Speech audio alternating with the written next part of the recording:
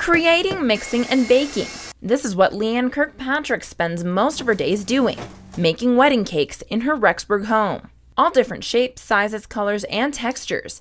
These are some of the many cakes that she has made. She says she has been making wedding cakes all her life. The venue can be beautiful, the bride can be beautiful, but there's two things I think when everybody walks into a reception or an open house, and that is the bride and the cake.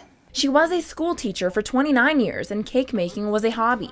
Now it's been more of a business opportunity. I always try my very hardest to make sure that that cake is presented as perfectly as possible. It's worth it when you see the bride smile and go, yeah. Her price ranges are anywhere from $150 to $300 for a wedding cake. LeAnn has also made birthday cakes on the side.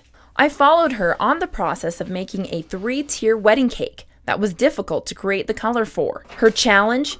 To make a chocolate cake with a Swiss meringue buttercream and have a burgundy colored fondant with black piping, stripes, and rhinestones. It took a total of 3 days to follow her on the process. Day 1, making the burgundy fondant, piping, and creating the stripes. She took 2 packages of white colored fondant and mixed pink and black together. Over the course of 2 to 3 hours, she found what she was looking for. She spreads the fondant across 2 styrofoam pieces, which are the 2 bottom tiers of the cake.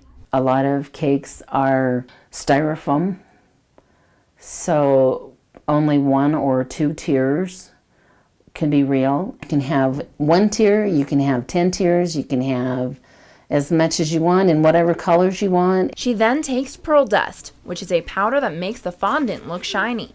She adds heat to it so it can stick. Later, she starts piping designs onto the cake. Day 2, she makes the chocolate cake and mixes all of the ingredients together. It goes into the oven, and while it's in, she makes the Swiss meringue buttercream. The cake comes out, cools off, and she cuts the cake into the shape it needs and puts the frosting on.